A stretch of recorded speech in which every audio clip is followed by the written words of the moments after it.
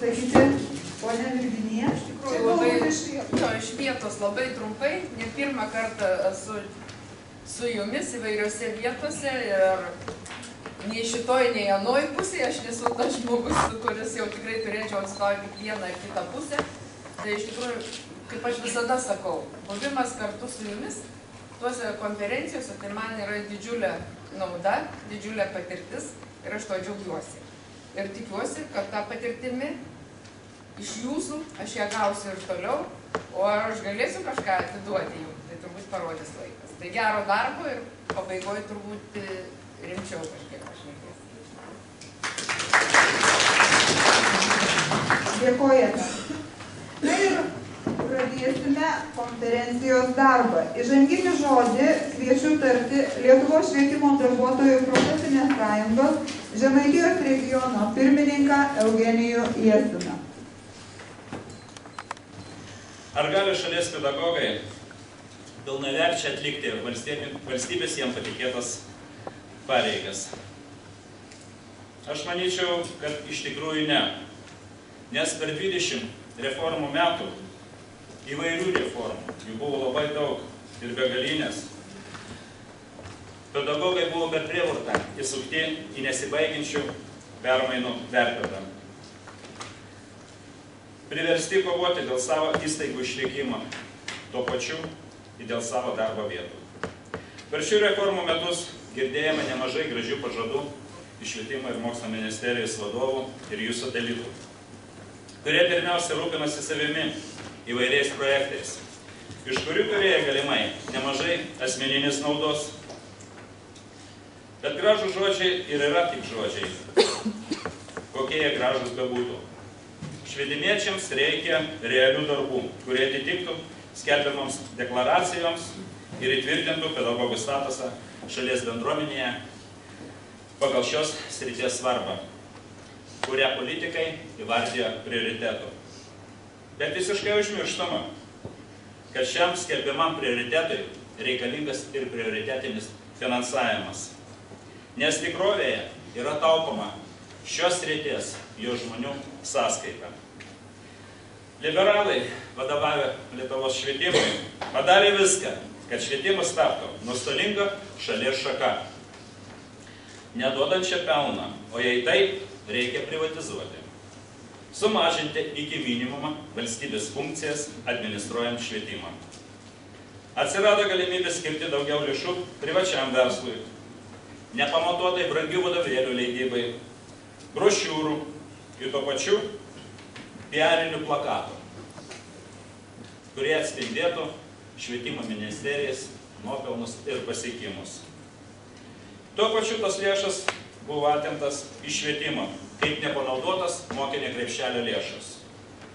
Man atrodo, ne viena ministerija, ne viena sritis savo norą neatidavė tiek lėšų, kiek švietimo ir mokslo ministerija.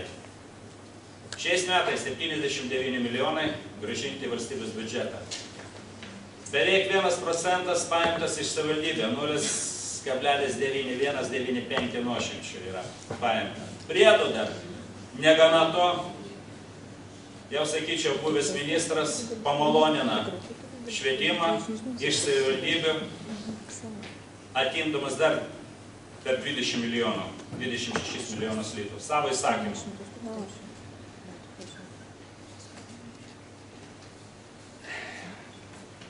Tos lėšas, paimtas iš mūsų tikrai varganą biudžetą, buvo skirtas įvairiom funkcijas valstybėm vykdyti.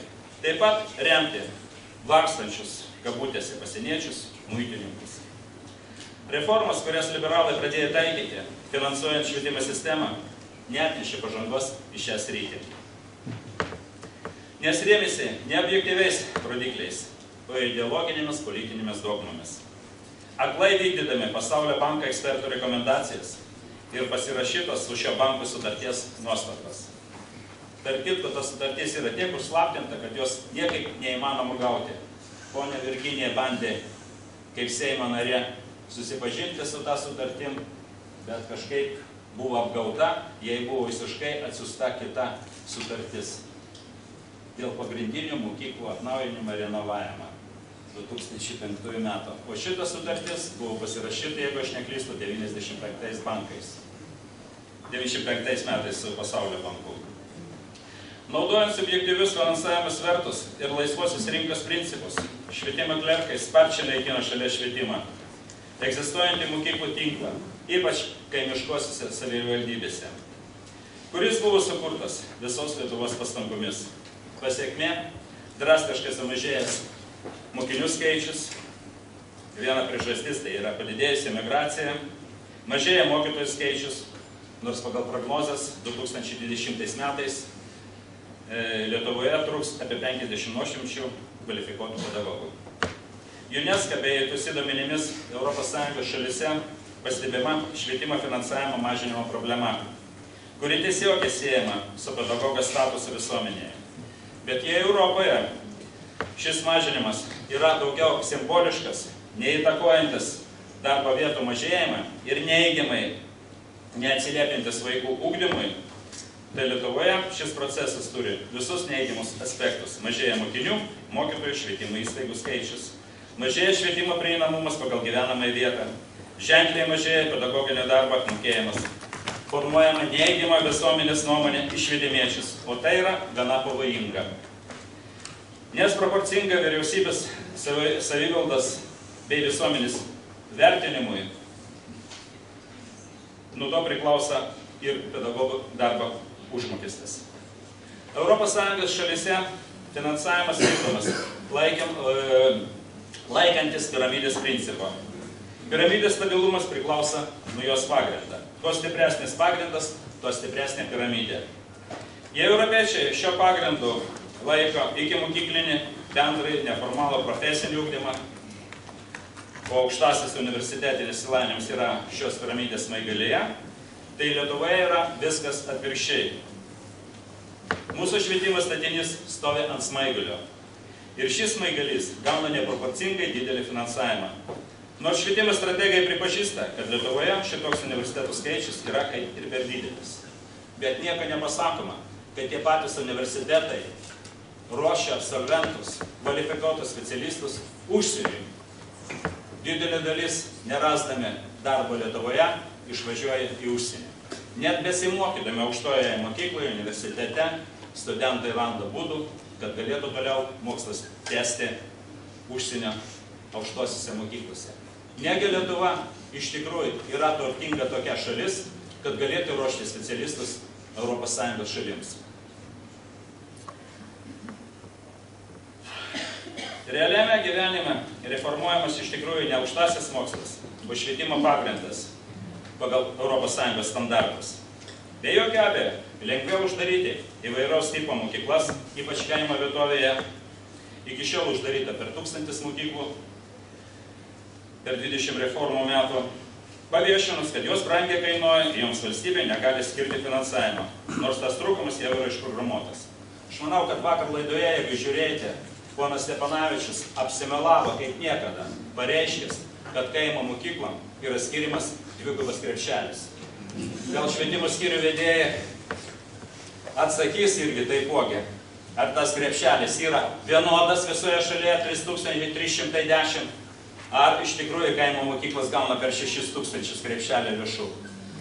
Bet ponas Stepanavičius užmiršo prisipažinti, kad prieš ateinant jam į valdžią tas krepšelis buvo 3774 litai. Per tos 4 metus jis moka iki 2310 litų. Akivaizdus šuolis į priekį.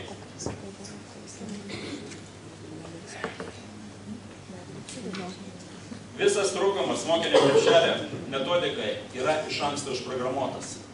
Mokyklos tampa nerentabilėmis būtent dėl tos metodikas. Maišelis, taip vadinamas tas mūsų mokinio krepšelis, praėjęs skylės, byra valstybės pinigai, bet tik ne švietimiečiams, o kitoms reikmėms ir kitiems projektams įgyvendinti. Ar galima tikėtis teigiamą rezultatą, jei mūsų statinys, piramidė, stovi ant galvos, o ne ant kojų? Ar gali būti stabili pusiausvyra, jei statinė pagrindas yra smaigalys? Jeigu būtų fizikas, ministras galbūt susimastytų, o dabartiniu metu, kai jis yra visiškai kitos orientacijas ir profesijas, žmogus, matyt, jam sunku suvokti apie tą pusiausvyrą. Norisi tikėti, kad dabartinė valdžia, naujoji ministrė ar ministras tinkamai vertins vykusių reformų pasekmes, atliks išsamų auditą visų veiksmų ankstesnės vadovybės, o taip pat ir liberalo Vaciuko teiginį, kad iki 2017 metų bus uždaryta 300 mokyklų, darbą neteks 500 pedagogų. Norėčiau tikėti, kad šis veikėjas, kurio lūpomis buvo paviešinta ši prognozė, yra blogas orakulas. Kadangi įspėjęs apie pavojus, jis nepasakė, o kaip jų išvengti. O būtent tokio lygmens valdininko, kuris įtakoja švietimo politiką, ir yra pagrindinis vaidmuo, kaip išvengti pavojus. Apie tos pavojus mes ir patys žinome, mūsų įspėti nereikia. Tai yra mūsų kasdienybė. Tikiuosi, kad Lietuvos Respublikos Seimo švietimo mokslo ir kultūros komitetas, vadovaujamas Audronės Petrėnienės, bei Lietuvos Respublikos vyriausybė parodės politinę valią, pertvarkant dabartinį švietimo sistemą. O tuo pačiu realiai pademonstruos, kaip bus vykdomas valdančiųjų programos švietimo srityje. Ir norėčiau palinkėti, kad tas pats ponas Stepanavičius, kuris turėjo didelis drąsos kandidatuoti ir tapti Seimo švietimo komiteto nariu, netaps kliūtimi priimant teisingus sprendimus. Ačiū dėmesį.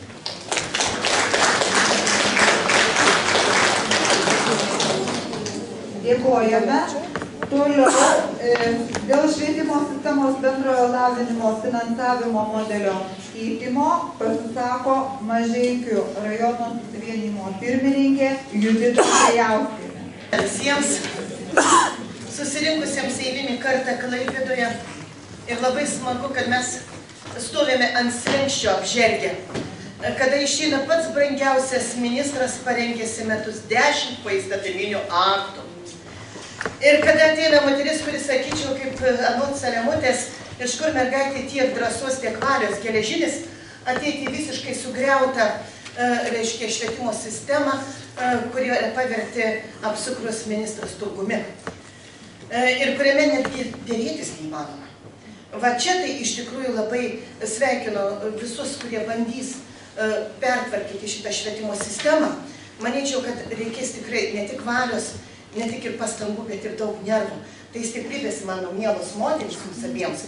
Didelio susiklausimo tarpusavy, aš labai džiaugiuosi, kad jūs esat ne vienojokai, kad mes jūs labai gerai pažįstam. Ir kad mes galėsim, nors, kaip sakoma, jeigu ne pasikalbėti, tai bent padėjuoti. O padėti tikrai mes galėsim. Jeigu matysim, kad jūs jau nebeįveikėt, mes susirinksim visi su plakatais, mes tą tikrai jau mokam. O dabar jau tikrai esam paramos iš mūsų sulauksim. Dabar šiek tiek apie tą vadinamą mūsų, reiškia, Eugenijus kaip tik kalbėjo apie tai, kas švietimo finansavime mums labai nepatinka. Vakar aktorius Budraitis pametėjo labai įdomią mintį, kalbėdamas, jog mūsų valdžia taikydama naudingumo koeficientus ministerijoms ir į pabaigą nukišdama švietimo ir kultūros ministerijas pati pjauna šaką, ant kurios tupi. Sekančios kadencijos ministrų nebus nei iš ko pasirinkti, nei skirti, nes ta karta, kuriai svarbus buvo atsakomybės jausmas, jau nueina nuo politinės arenos arba išeina visiškai. Aktorius pasakė žmogiškai, visiškai nesidomėjęs, kiek atpigo švietimo sistema per pastarąjį laikotarpį, o kad ji pati turtingiausia rodo tai, kad nes į vienintelį grąžina milijonais lėšas į Lietuvos biudžetą. Jais paremamos visos sritys, nuo švietimo ministerijai priklausančių ją aplipusių siurbelių, visokių ten plėtočių centrų, iki ministerijų pagal partinę linijas, muitinės, teisėjus ir gal žino ką. Nes švietimo mokslo ministerija net nesivargino socialiniams partneriams pranešti, kur, pavyzdžiui, praėjusiais metais padėjo atgalinė data iš Lietuvos ateities, Lietuvos vaikų atimtas lėšas. Taigi prašymas pirmas. Gerbiami Seimo nariai, jūs jau Seimo nariais esate. Pasinaudokit Seimo nario teisę ir kuo skubiausiai panaikinkite biudžeto sandaros 13 straipsnį. Patikėkit, kai jį priėmė, aš atėjau pas savo švietimo skyriaus vedėją, aš mačiau jau tokias akis. Jis sakė, Judita, tu žinai, kas bus. Sakau, kas bus? Pjaus iš mūsų krepšelio. Iš tikrųjų, tai taip ir atsitiko. Leidžiantim atimti neva sutaupytas lėšas ir jos atimamos tik iš biedniausių. Ir pridedamos tiems, kurių etatus garsiųjų Saulėlydžio komisija sakė, nušluos nuo žemės paviršiaus. Nu nesudarykime precedento paginėti atkulinę datą. Ciniškai, nieko nepamatavusi, nepaskaičiavusi. Sakysite, kad mes tylim? Netylėjom, piketavom, streikavom. Bet mūsų ministras pasirinko gyvūnėlių gerovę. Ir o ne mus išklausyti. Prašymas antras. Peržiūrėti tą vadinamą mokinio krepšelių skaičių. Nuo socdemų valdymui sumažėjo per 600 oficialiai, tas sakė Eugenijus. Įsvirdo terbelę, funkcijų pridėta antra tiek. Kai sausio mėnesį aš išgirstu, jog mokinio krepšelis nebus mažinimas, mane apima sarkastiškas juokas. O ką reikės už tai atlikti, kas iš jau sems? O semė, kas netingi. Anksčiau tai buvo vis savivaldybių funkcijos, dabar ir psichologinė taryba, metodiniai centrai. Proforientuojam, mus audituoja, aptarnaujam kompiuterius. Kasmet vartotojų skaičius auga, krepšelis. Mane bandė įtikinti Švietimo mokslo ministerijos ekonomistai, jog vidaus auditui, tai yra išorės auditui, pridėjo 3,80 vienam mokinukui. Nu patikėkit, ilgai skaičiau, nu kaip 3,30 nėra, nu 3,80 nėra. Neradom nei pinigų, bet firma ta vadinamoji iš krepšelio atsima netgi už neatliktą darbą. Rajone suauditavo vieną mokyklą, pasiėmė už visus rajono mokinius. O kai paskaičiuoja atimtas lėšas nevadingusiems mokinukams, kurias išvijo draugė su tėvais, ne kas kitas su garsioji taupimo programa, kai skaičiuojama, kad iš 30 mokinukų atėjimus tų, kitų 28 lyg ir mokyti nebereikia. Kila natūralus klausimas, ar ministerijos klerkams mokykloje su aritmetika sekėsi? Aš nekalbu apie matematiką. Gerai ar blogai? Prašymas kitas. Didinti mokinio krepšelį skaičių bent iki krizinio lygio. Ir tiksliai suskaičiuoti, kas iš to krepšelėmis. Vaikai ar gal žino kas. Peržiūrėti pinigėlius skirtus kitoms reikmėms, pavyzdžiui, vadovėliams. Nesenai labai girdėjau leidyklo verkšlenimą, juk šį karvutę labai pienelį mažai duoda. Beikiečiai mokyklų vadovai vadovėlių neperka, biznis neklesti. Leidėjai pamiršo, kad vaikus itin sumažėjo. Vadovėlių prileista tokių, nuo kurių ne tik mokinukui, bet ir mokytojų verkti norisi. Gal peržiūrėkit programas ir išleiskit tokius vadovėlius ir užtektų keliom kartom.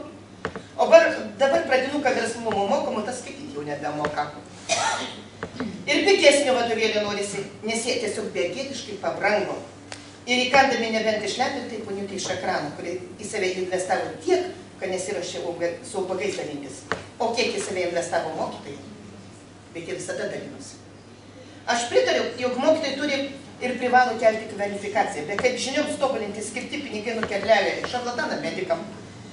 Dabar jau net po 70 litų per metus, kad neva pamokytų mokytojų suteikti pirmą pagalbą mokiniui, kai medicininį lavinimą turinti medsesuo tik taip plakatėlius kabinėja ir vaikui susirgusiam pasiūlo atsigerti vandens. Turistams, kad išmokyti būti ekskursijų vadovams. Dabar, sako, net policininko specialybės teks mokytis, nes pagal rekomendacijas reikės mokiniams portfelius tikrinti. Kilo natūralus klausimas, kas mes esame mokytojai nuo žodžių mokyti, ar įvairių specialybių kombainų.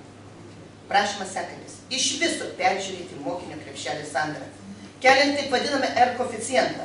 Jis dabar netitinka nei mokytojų turimos kvalifikacijos, nei turimo stažo. Jis taip sudarytas, jog mokyklose turi dirbti tik mokytojai su 5 metų stažu.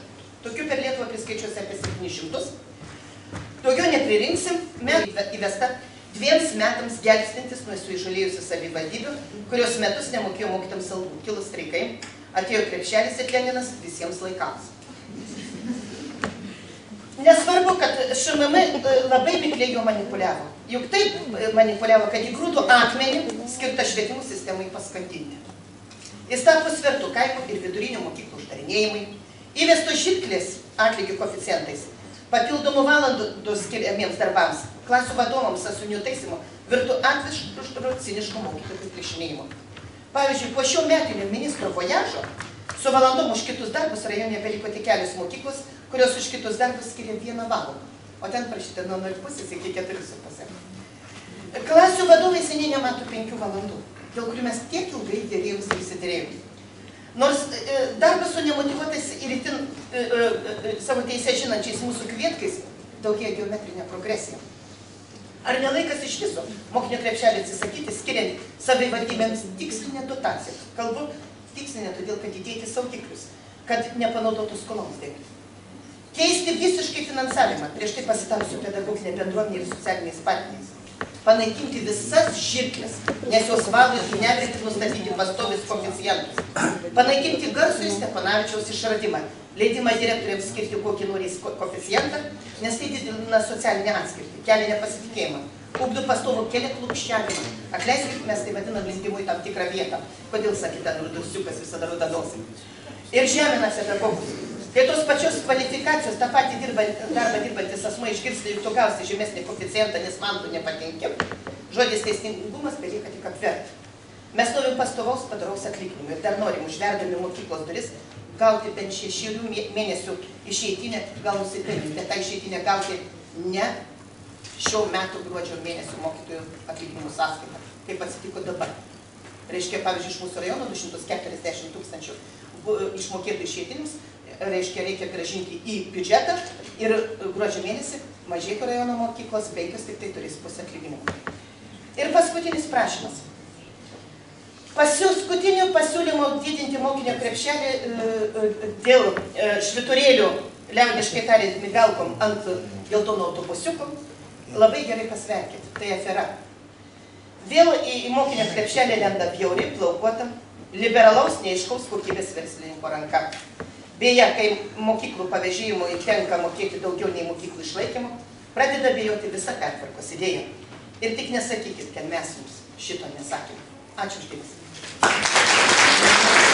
Dėkojame. Kviečiame pasisakyti Klaipėdos rajono susivienimo Gargždų Vaivorykštės gimnazijos pirmininkė Verutė Nekrevičiūtė.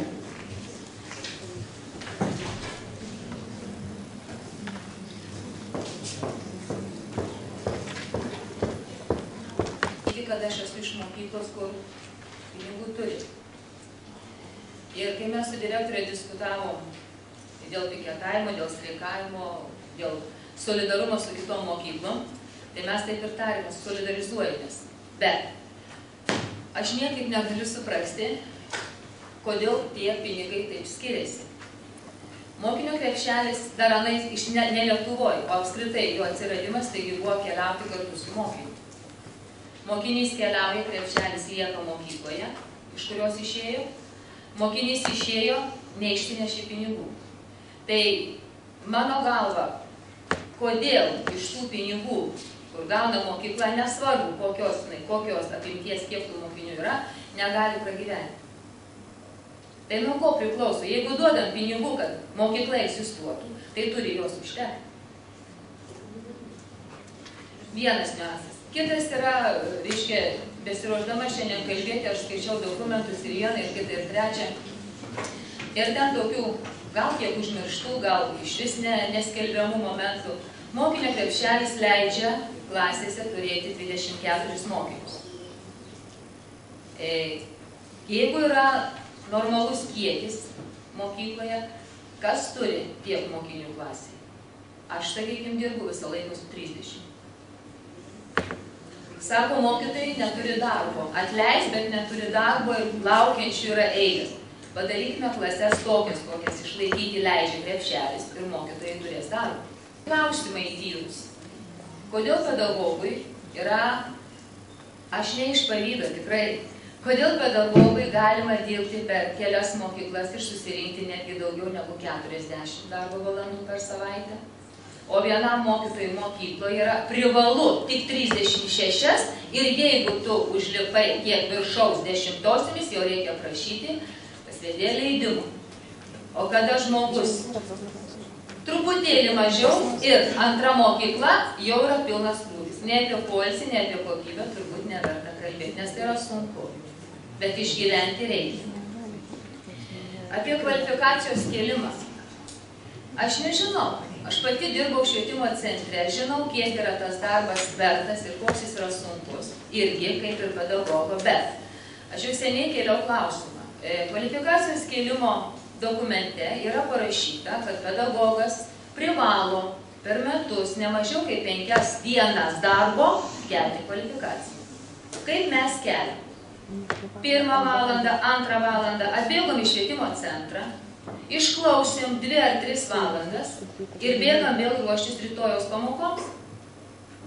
O mūsų lektoriai gauna kaip už 6 valandų darbo dieną. Ir mes užmokam už tai. Apie koeficientus jau kalbėjau. Ir vėl mokykloje būdama, kad ir pirmininkė, kad ir antrus metus, mes su direktorė sutardami, profsąjunga ir administracija sutardami gerai, visada kalbamės ir sutarėm, pritarėm, kokį tą koeficientą mokėti. Tai dabar visiškai nieko nesvarstant ir nediskutuojant, tam, kad pedagogai nebūtų sukiršinti vienoj mokyklai, imamas viduriukas. Tai tada, jeigu praktiškai visose mokyklose imas vidurkis, jeigu nėra pinigų, yra imamas žemiausias koeficientas ir vėl visi vienodai. Pasakykit, prašau, kokia prasmė turėti žirkles. Galbūt yra mokyklų, kur kažkaip tai yra išgraduojami tie mokytojai. Nežinau. Mes turim vidurkį ir taškas. Jeigu pradėtų kažką daryti, kas geriau, kas blogiau, leiskit pamatuoti kaip. Atėjo rimtesni vaikai, motyvuotesni, rezultatai mokytojos geresni. Atėjo silpnesnė klasė, ten gali prakaituodamas ant sienos stovėdamas vaiko, tu gali neišmokyti iki rezultato, kurio nori mokykla, rajonas, ministerija. Jau didesnės kvalifikacijos mokytojų. Ar nuo to krepšelis yra padidėjęs? Vadinasi, daryti galima išvadą. Mažesnė kategorija, žemesnė kategorija pedagogai gyvena geriau, nes pinigų yra daug. Labai būtų smagu, kad ir visose įstaigose, ne tik mokyklose, tą, ką sutaupo įstaiga, kad liktų jai. Kodėl jas reikia atimti? Arba, o kam reikia taupyti? Kadangi buvo kreiptas į švietimo padalinių vedėjus dėl to koeficiento kaimo mokyklų ir panašiai, dėl krepšelių, tai krepšelis yra visiems vienodas, 1310 litų. Bet tenka pripažinti ir pasidžiaugti, kad kaimo mokyklose, pavyzdžiui, pradinukas tikrai gauna dvigubai didesnius pinigus, nei gauna pradinių klasių mokinys besimokydamas miesto mokykloje.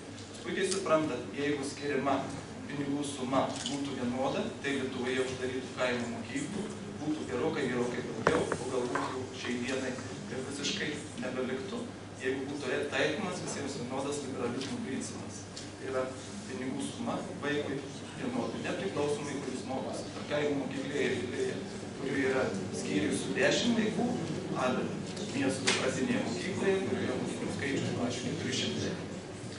Aš tikrai džiaugiuosi, kad švietimo komitetas, mokslo ir kultūros komitetas yra tokios sudėties, kur galime rasti ir buvusius merus, ir švietimo skyrių vedėjus, ir administracijos direktorius, nes aš manyčiau, kad dabartinė sudėtis, na, kad ir kaip jūs sakėte, ir buvusi ministra, aš tikiuosi, kad tikrai ta sudėtis leis Seimo nariams gerokai labiau atsižvelgti į savivaldybių situaciją. Tenka pripažinti mūsų, kurie dirbam ne vienerius metus, o galbūt 14 metų, kad labai dažnai savivaldybės tampa tik tai kažkokiu pliusiuku, kai yra svarstomi teisės aktai, paprasčiausiai per savivaldybių asociaciją gaunamas vyriausybės nutarimo projektas ar Seimo įstatymo projektas. Na ir labai nusvyra rankos, kai į tuos mūsų siūlymus niekas nekreipia dėmesio. Tai aš tikrai tikiuosi, kad naujos kadencijos Seimas neužmirš savivaldybių ir jų lūkesčius ir jų pageidavimus. Aišku, visus tikrai yra neįmanoma atsižvelgti, bet jau bus stengiamas atsižvelgti. Na, džiugu, kad dabartinis Seimas taip pat pradėjo nuo svarbių teisės aktų, konkrečiai ir finansinių dokumentų. Ir lapkričio 27 dieną net 98 Seimo nariai, 3 susilaikė, dalyvavo net 101, belieka palinkėti, kad toks aktyvumas būtų ne tik kadencijos pradžioje, bet ir visus 4 metus, kad svarbius visai šaliai įstatymus nepriminėtų 14 Seime užsilikusių žmonių, kiti kažkur kitur vaikščioti. Patikslino 12 metų valstybės biudžeto ir savivaldybių biudžeto finansinių rodiklių patvirtinimo įstatymą. Ir atsirado vienas sakinys, kuris gali ateiti truputėlį supriešinti pedagogų bendruomenės ir savivaldybių konkrečiai administracijas. Tai yra atsirado sakinys, kad savivaldybėms yra sumažinama specialioji tikslinė dotacija, išskyrus išmokėtas sumas mokytojų išeitiniams kompensacijoms o kita dalis yra grąžinama į valstybės biudžetą.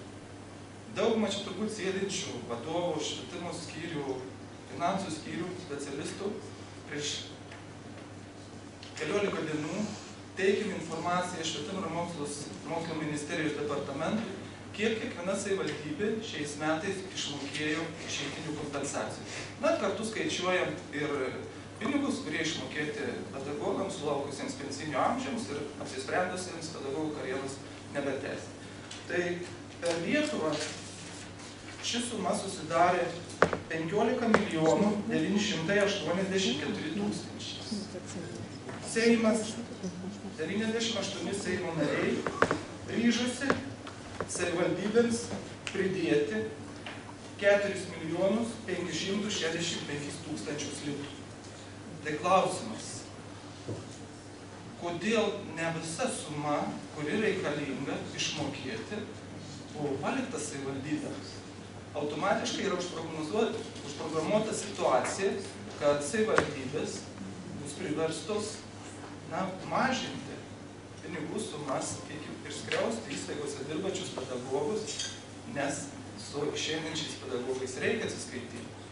Skaičiai kalba patys už save. Per 4000 pedagogų jau yra arti pensinio amžiaus ar vyresni. Iš tikrųjų tai garbus amžius. Tokia amžiaus mokytojas turi nepaprastai didžiulę darbo patirtį, geba metodiškai perduoti savo žinias ir valdyti klasę, yra gerbiamas ir mylimas. Bet patikėkite manimi, kad esant tokiam, grubiai pasakysiu, tarnavimo laikui ir geriausiai sukonstruota mašina sugenda, ją reikia remontuoti. Taip pat serga ir žmogus. Jis pavargsta nuo įtampos, palūžta, depresuoja.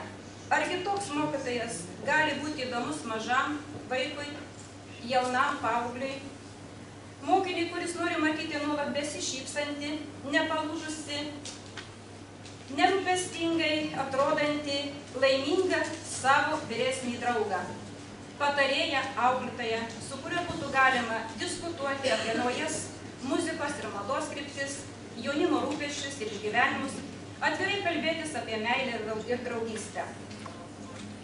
Ir žinant tai, kad per parą šeimose vaikams skiriama vidutiniškai vos 8 minutės, mokytojo kaip auklėtojo misija yra labai svarbi ir būtina.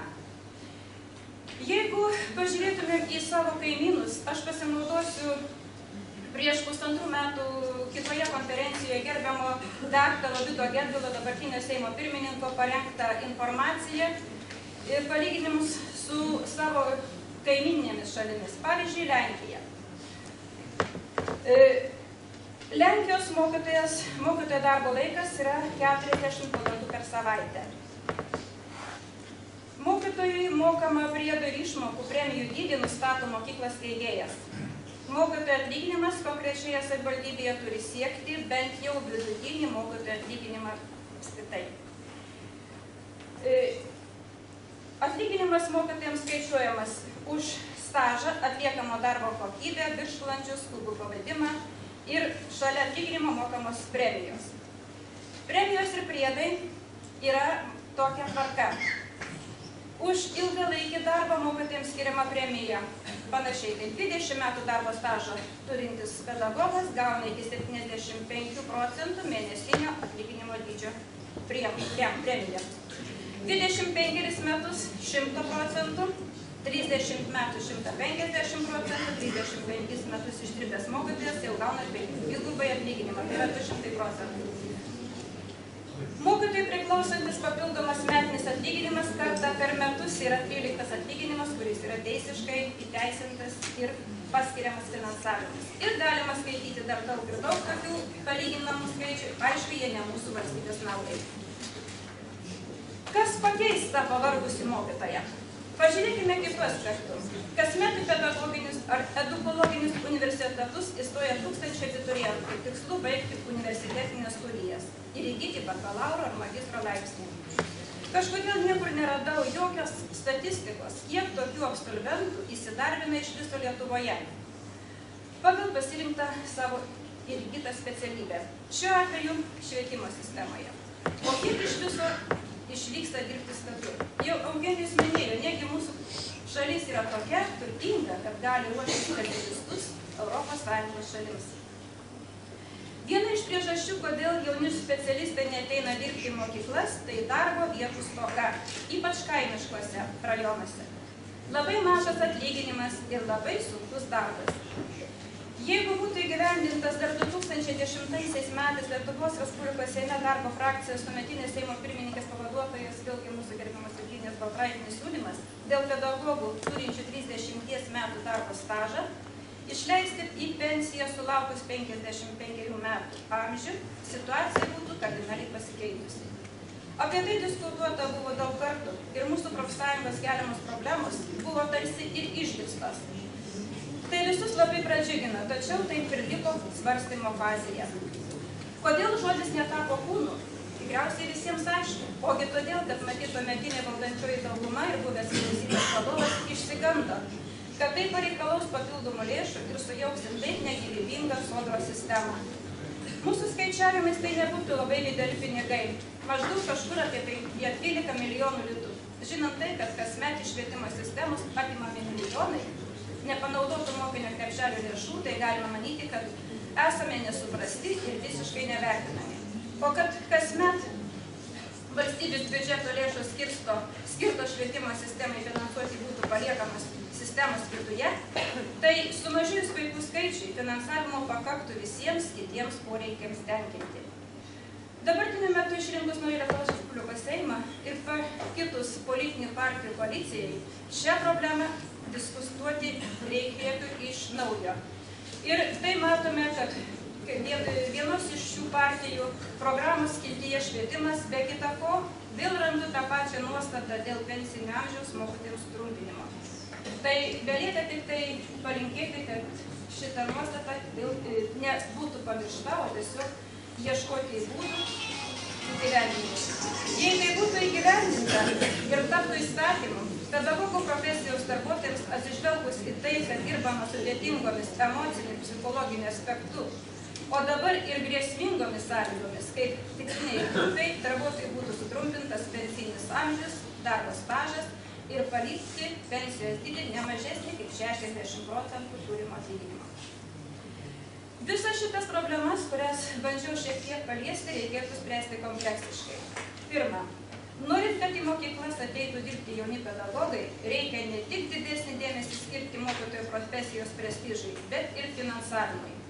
Antra, dar kartą sugrįžti ir išdiskutuoti pedagogų kvalifikacijos tobulinimo koncepciją, kurios turinyje be kita ko palikta daug nuostatų, rodančių nepasitikėjimą mokytojų apskritai ir atbaidančių jaunus pedagogus rinktis darbą mokyklose.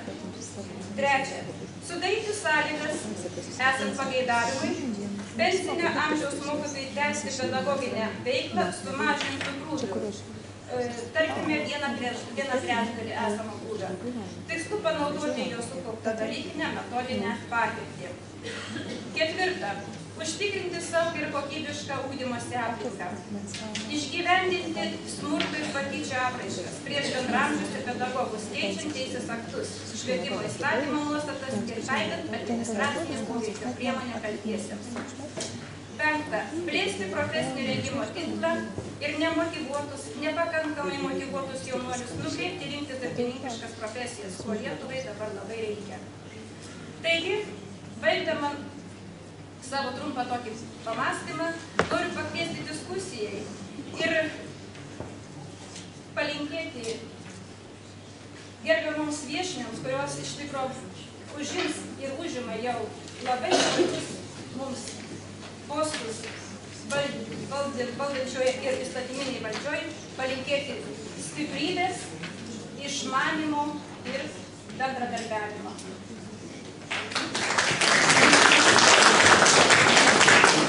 Taip pat šiuo klausimu kviečiame kalbėti Birutę Vaičikauskienę, Klaipėdos rajono susivienijimo pirmininkė. Žinom ir prisimenam tokį posakį. Mokykla antrieji namai, o mokytoja antroji mama. Deja, tikriausiai taip jau nebėra. Nes atleiskite, kokia mama gali būti 50, 55, ką jau ten 50, 40 metų mokyto, tai yra sena. Visai neseniai teko girdėti tokį pokalbį. Tai taip, 40 metų tai yra senė, didžiausia.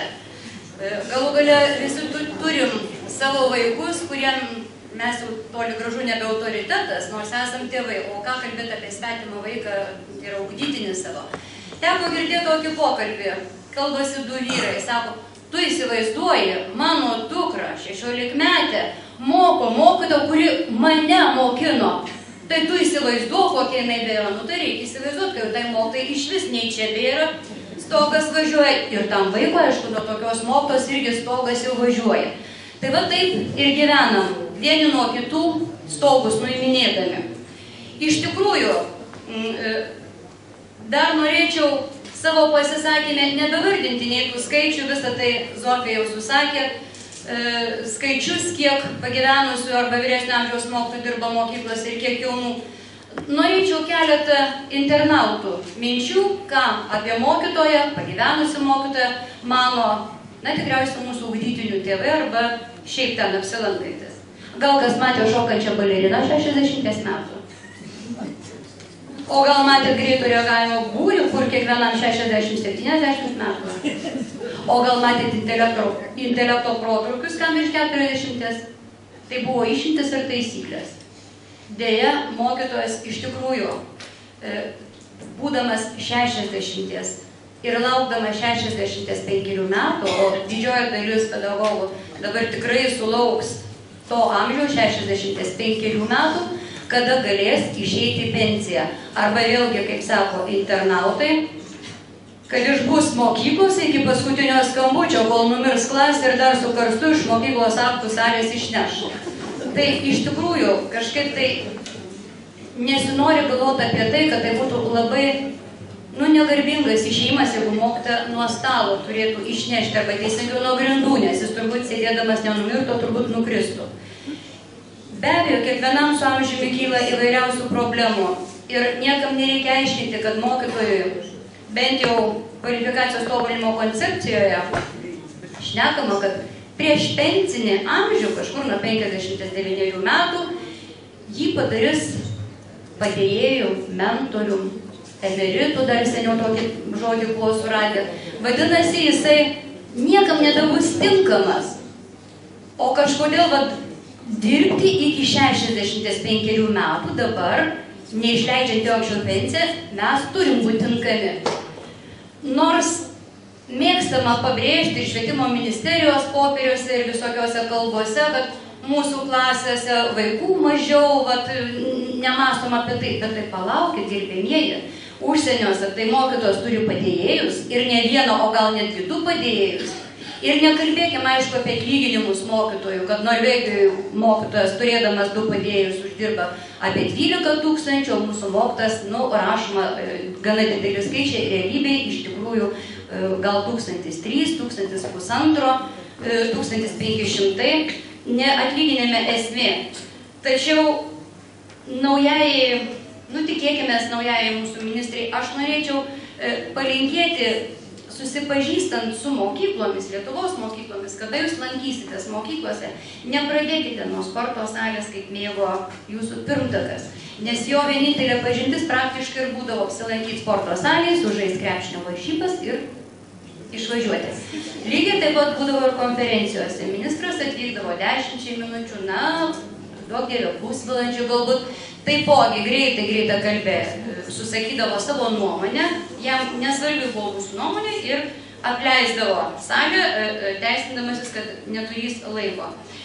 Nors Lietuvoje iš tikrųjų vyro nuostata, kad švietimas, tai yra švietimui skirtos lėšos yra išlaidos, bet pačios ES narės šalis pripažįsta, kad investicijos į švietimą yra būtina Europos ateities ir ilgalaikės gerovės sąlyga.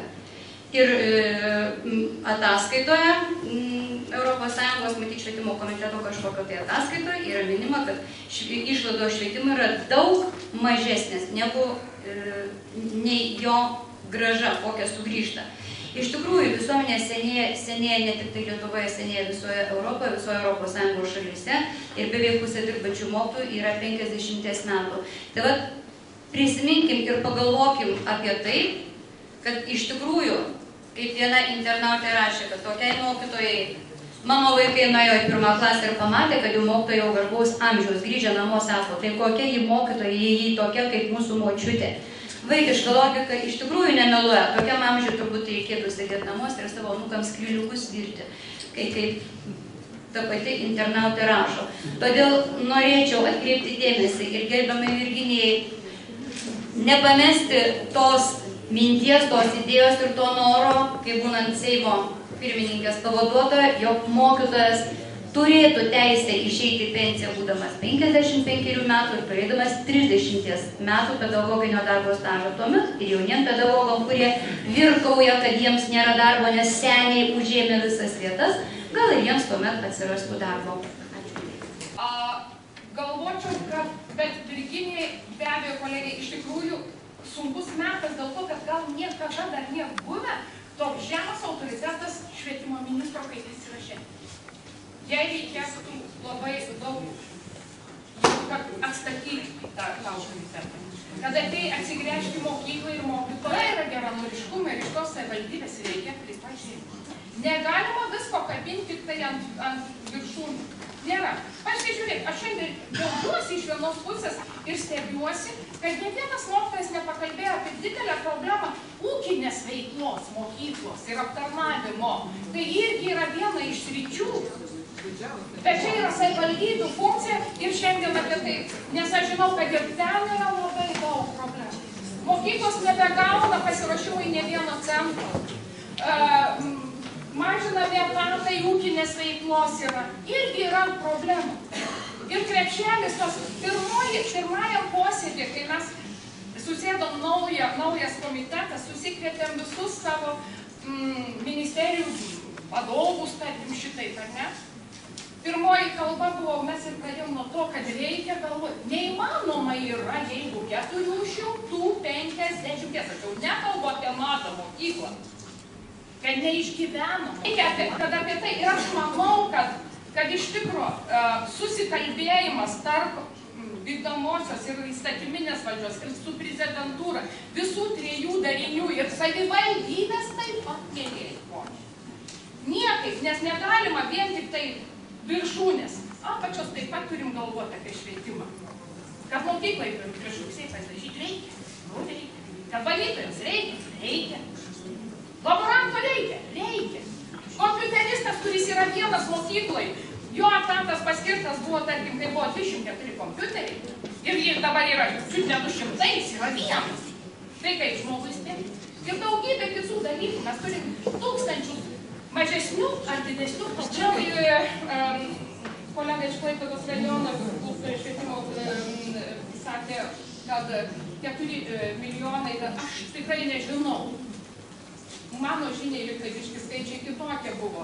Bet aš pati diskutavau, nes tai pirmieji žingsniai ir tai buvo pirmas svarstymas. Priejau aš prie ministrės finansų, sakau, ar jūs man gali paprastai, nes kai atsistoja ir kalbėti, aš nesu finansistė, bet gal Virginijai yra labai paprasta suprasti, aš nuėjau ir pasitikslinau. Jūs ko man gali pasakyti, aš esu kaip ir mandatininkas, atėjus iš savo Mažeikių ir Skuodų. Ar mano žmonėms ateis tie pinigai ir kiek jų ateis? Nes kai pakalba, tai nelabai galiu.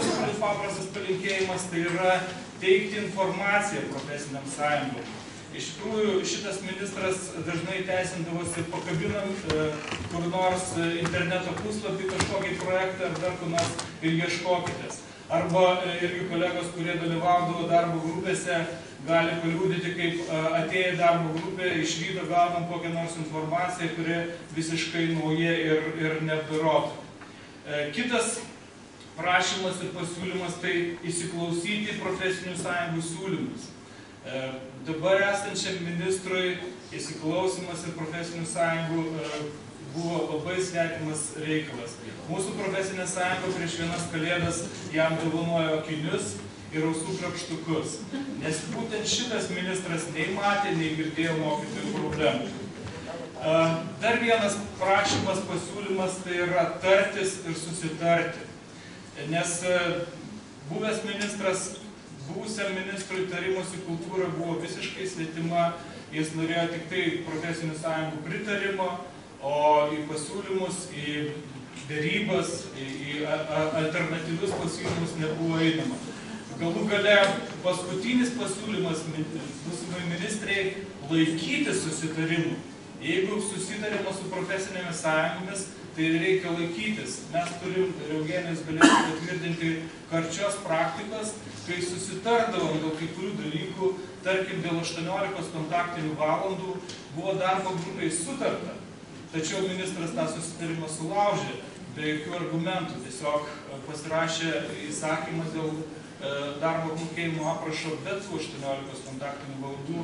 Po to reikėjo kartu mums netgi vasario 21 dieną įspėjamąjį streiką organizuoti. Tai mes tikimės, kad naujoji ministrė tikrai tarsis ir susitars ir laikysis susitarimų. Na, o pabaigai, nevargindamas jūsų, noriu pasakyti savo tokį asmeninį dalyką. Mes mūsų profesiniai sąjungoje turim optimizmo departamentą. Ir aš esu to optimizmo departamento direktorius, pats save pasiskyriu. Bet sėdint jūsų konferencijoje, esant jūsų konferencijoje, iš tikrųjų optimizmo labai daug. Nes matosi, kad naujieji valdžios žmonės klausosi, girdi ir tikrai galvojo, kad po 4 metų necivilizuoto daužymo kakta į ministerijos duris ateina 4 metai europinio socialinio dialogo. Taigi sėkmės visiems ir tikimės, kad viskas bus gerai. Ministerija sutiko, tiksliau atstovai, kad galima taikiai susitarti, bet tam taikiam susitarimui, panaikinant šitą žirkles, paliekant vienintelį dydį, reikia 48 milijonų litų. Tai sako labai daug. Mano manimo, tai iš tikrųjų nedaug. Grąžinimas 79 milijonų, nuotimkit 48 milijonus. O dar kitos išlaidas tikrai nedaug. Dabartiniu metu iš tikrųjų apmokėjimas yra tikrai neteisingas, yra pažeidžiama konstitucija. Negali tai būti, kad už tą patį darbą būtų mokama skirtingai. Visur užsienio valstybėse yra taikomas pagrindinis apmokėjimo principas atskaičiavimo tai yra stažas. Tai yra vienintelis kriterijus yra. Garbės vardai yra savo raštu, jie neįtakoja. Nebent moksliniai laipsniai. Kadangi dabartiniu metu iš tikrųjų mažėja darbo užmokestis, kadangi kaimiškose savivaldybėse, mažose mokyklose, krūviai pamokų tikrai yra nedideli. Mokytojai dabar į rankas kaimo vietovėje praktiškai geriausiu atveju gauna minimalų atlygį 850 į rankas, jeigu nevažinėja per kelias mokyklas. Tai būtent tam, kad užtikrinti socialinį teisingumą, teisingą apmokėjimą už darbą, mes norime, kad būtų grąžintas ankstesnis bazinis vienetas. Tai leistų išgyventi tiem mokytojam, kurie iš tikrųjų yra ant bedarbystės slenksčio ir gali būti priversti palikti savo mokyklą, atsisakyti savo profesijas. Tai apsunkins valstybę. Vėl reikės mokėti papildomas socialinės išmokas. Padidėjimas kaip tik tai turėtų atvirkštinį ekonominį efektą. Tai būtų didesnė perkamoji galia, didesnė mokesčiai mokami valstybei ir to pasiekoje valstybė turėtų daugiau naudos, negu turėtų išlaidų. Kažkodėl ministerijos klerkai neatliko šio darbą, nes mes kėlėme jau keletą metų tą problemą. Ir visgi valstybė, jeigu švietimą įvardė vieną iš prioritetų, tai galbūt iš tikrųjų tam prioritetui turėtų skirti prioritetinį dėmesį. Tai bazinės algos didinimas švietimo bendruomeniai turėtų iš tikrųjų teigiamas pasekmes. Aš tikiuosi, kad gerbiama Virginija ir būdama švietimo ministrė, ir kaip Seimo narė, kartu su valstybės valdymo ir savivaldybių komiteto, ekonomikos komiteto, pateiktų tokį siūlymą, kad būtų peržiūrėtas būtent šitas dydis. Ačiū. Labai aktuali tema, aktualus klausimas yra dėl auklėtojų padėjėjų statuso. Mes jau labai seniai kalbame. Iš tikrųjų, darželiuose auklėtojų padėjėjos dirba už minimumą. Jos gauna 850 dabar. Nors valstybė lygtai pridėjo nuo Liepos mėnesio, bet mūsų biudžetus nebuvo pridėta iš savivaldybių, taigi, nežinau kaip kitose, bet Telšiuose šitai buvo. Reiškia, jūs turite išgyventi iš vidinių savo lėšų, iš vidinių sutaupimų, ką mes darėme išeidamos į biuletenius vasaras, dirbdamos, paprastai beveik visos auklėtojas ir mokytojas vakar pasidas irgi. Tai va. Ir dabar kalbant apie sutaupytų lėšų panaudojimą, kam jau pasisekė sutaupyti metų gale, konkrečiai buvo nuėjus pas direktorę paklausti, kaip čia būtų galima tą koeficientą pasididinti paskutinį mėnesį.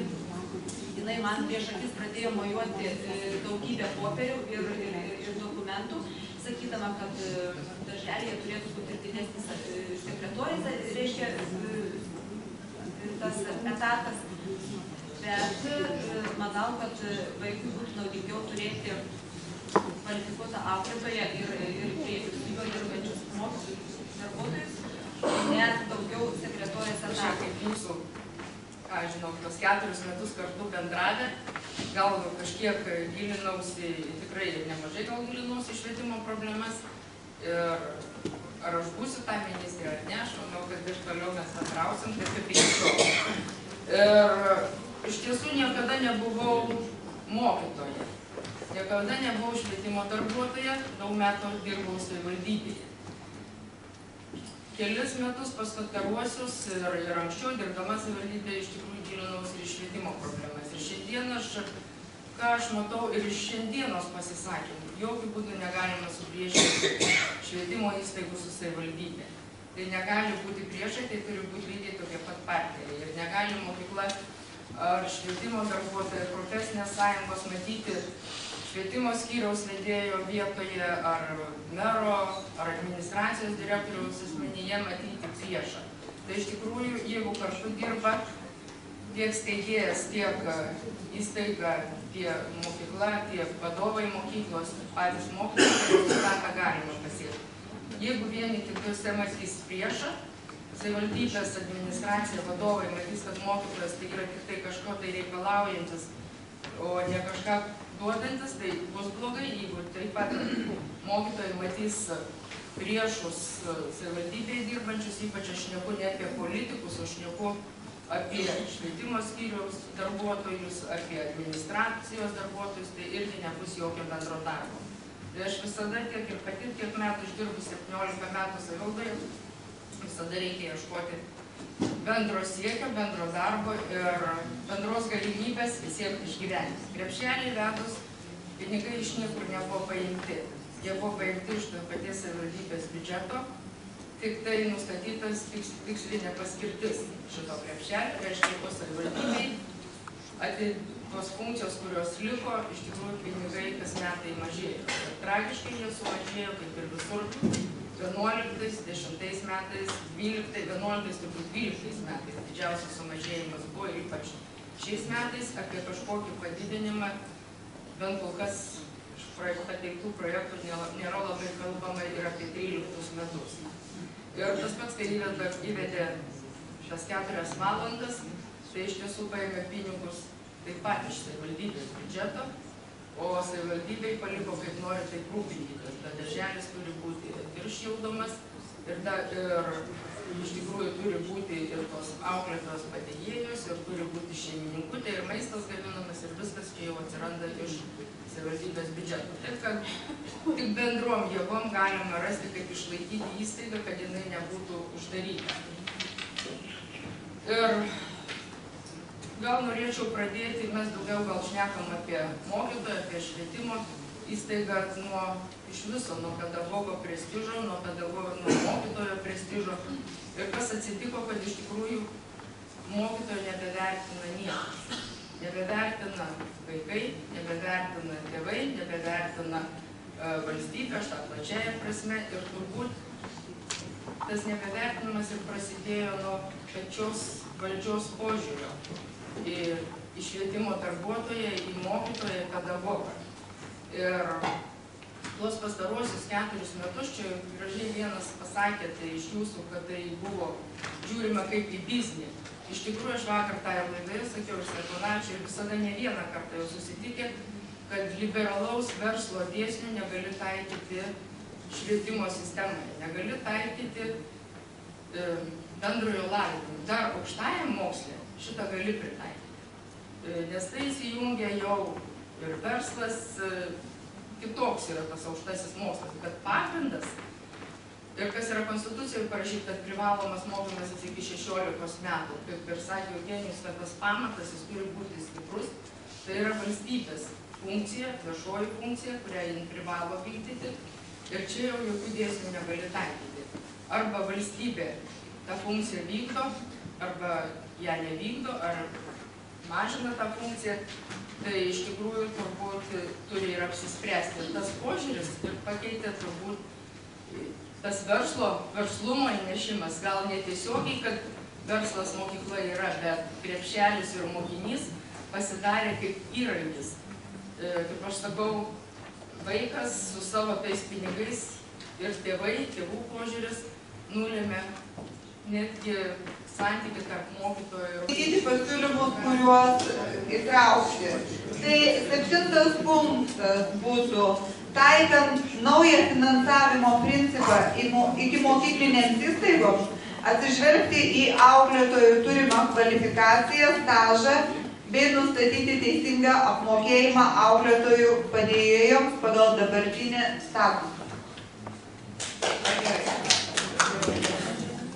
9. Mes buvom anksčiau šitą gradaciją padarę, tai Lilės pageidavimas stažo ribą įvesti ir darbo apmokėjimo sistemoje ir 25 metų ribą. Taip? 20 ir 25. Tai buvo pas mūsų rezoliucijas, jeigu prisimenu. Ankstesnėse rezoliucijose buvo 20 ir 25. Ar gerai? Gerai? Tai už visą rezoliucijos projektą ar balsuosime, ar bendrų sutarimų? Tai dėkoju svečiams, dalyvavusiems mūsų konferencijoje. Tikiuosi, jūs išgirdote mūsų godas, žinote, kas vyksta finansavime ir, manau, tęsime kartu bendradarbiavimą. O kolegams linkiu geros kloties jūsų pedagoginėme kelyje ir asmeninėme gyvenime.